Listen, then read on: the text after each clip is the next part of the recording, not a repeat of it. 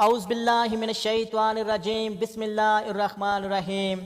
سامعین السلام علیکم ورحمۃ اللہ۔ محترم ناظرین، مرنے کے بعد انسان کی روح کیسے پکارتی ہے، مرنے کے بعد کا منظر کیسا ہوتا ہے، میت کو سب سے زیادہ درد کب ہوتا ہے، اس بارے میں حضور اقدس صلی اللہ علیہ وآلہ وسلم کا فرمان جاننے کے لیے ویڈیو کو آخر تک ضرور دیکھیے گا۔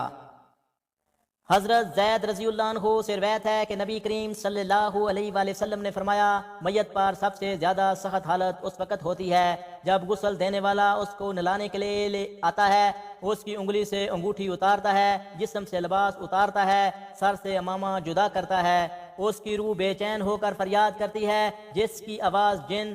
و انس کے علاوہ سب سنتے ہیں۔ روح کہتی ہے، نہلانے والے، تجھ کو خدا کی قسم میرے کپڑے بہت نرمی سے اتارو، کیونکہ ملک الموت کے پنجے کی تکلیف سے مجھے پوری طرح ابھی آرام نہیں ملا۔ پھر جب اس کو تخت پر لٹا کر اس پر پانی ڈالا جاتا ہے تو روح چلاتی ہے، اے نہلانے والے، خدا کے واسطے میرے جسم کو قوت سے ہاتھ نہ لگاؤ، کیونکہ وہ جان کنی کی سختی سے زخمی اور چور چور ہو رہا ہے۔ پھر جب نہلا کر اس کو دفناتے ہیں تو پاؤں کی طرف سے باندھ دیتے ہیں تو روح کہتی ہے، غسل دینے والے، خدا کے لیے ابھی سر کی طرف سے میرے کفن میں گرا نہ لگانا، تاکہ میری بیوی بچے اور تمام رشتہ دار دنیا میں آخری بار میری صورت دیکھ لیں، کیونکہ آج میں نے ان سے بچھڑ رہا ہوں اور اب قیامت تک میری صورت نہیں دیکھیں گے۔ پھر جب اس کا جنازہ تیار کر کے گھر سے باہر نکالا جاتا ہے تو روح پکارتی ہے، اے جنازہ اٹھانے والو، خدا کے واسطے ابھی جلدی نہ کرنا، تاکہ میں اپنے بال بچوں عزیز و قارب سے رخصت ہو لوں۔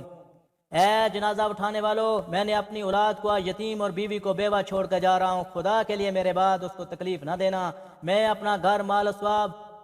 دوسروں کے لیے چھوڑ کر جا رہا ہوں، اب یہاں کبھی واپس نہ آؤں گا اور قیامت تک کسی کی صورت نہ دیکھوں گا۔ پھر جب جنازہ اٹھا کر چلتے ہیں تو میت کہتی ہے، میرے بھائیو، میں نے آج تک جو کچھ مال اسباب جمع کیا تھا وہ صرف ورثاء کے لیے تھا،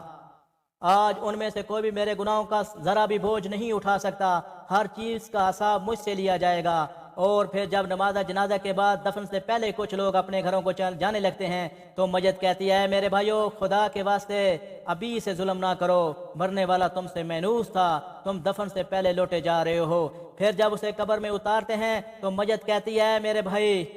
ورثہ پانے والو، میں نے جو کچھ مال جمع کیا تھا وہ سب تمہارے لیے چھوڑا، خدا کے لیے تم مجھے دعائیں خیر اور فاتحہ سے نہ بھلا دینا۔ بزرگوں کا قول ہے، آخرت کی منزلوں میں سے قبر پہلی منزل ہے، اگر اس منزل میں نجات پائی تو اس کے بعد کی منزلیں بہت آسان ہیں، اگر مبتلا ہوا تو آگے چل کر بہت زیادہ سختی ہوگی۔ حدیث شریف میں ہے کہ مردہ قبر میں ایسے ہے جیسے کوئی شخص پانی میں ڈوب رہا ہو اور مدد کے لیے فریاد کرتا ہو۔ مردہ ہر وقت اپنے ماں باپ، بھائی بہن، اولاد اور دوست وغیرہ اور پسماندگان سے دعائے خیر اور فاتح کا منتظر رہتا ہے۔ جب اسے اس کے پسماندگان کی طرف سے کوئی تحفہ ثواب ملتا ہے تو اس کے لیے تمام دنیا اور جو کچھ دنیا میں ہے اسے محبوب اور مرغوب ہوتا ہے۔ اللہ تعالیٰ اس کے رشتہ داروں کی دعائے خیر کے ثواب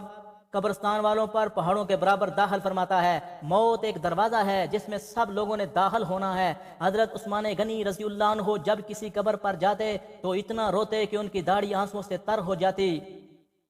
آپ رضی اللہ عنہ سے پوچھا گیا کہ آپ جنت اور جہنم کا تذکرہ کرتے ہیں تو نہیں روتے مگر قبر کو دیکھ کر رونے لگتے ہیں؟ تو رسول اللہ صلی اللہ علیہ وآلہ وسلم نے فرمایا، قبر آخرت کی پہلی منزل ہے، لہذا اگر مرنے والوں میں سے ان سے نجات پائے تو بعد کی منزل آسان ہے، اگر اس کی تکلیف نجات نہ پائے تو بعد کے مراحل زیادہ سخت ہیں۔ اور پھر آپ رضی اللہ عنہ نے فرمایا کہ رسول اللہ صلی اللہ علیہ وآلہ وسلم کا ارشاد ہے، میں نے کبھی بھی کوئی منظر نہیں دیکھا مگر قبروں سے زیادہ سخت ہے۔ ناظرین، مالدار، فقیر، طاقتور، کمزور،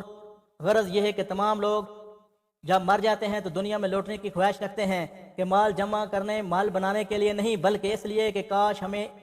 ایک نماز پڑھنے کی مہلت مل جائے، کاش ہمیں ایک دفعہ سبحان اللہ کہنے کی فرصت دی جائے، لیکن اب ناممکن ہے۔ اب اعمال نامہ لپیٹ دیا گیا ہے، ہمیں روح جسم سے نکال دی گئی ہے، زندگی کی مہلت ختم ہے، اب ہر میت پر اپنے مال کا محتاج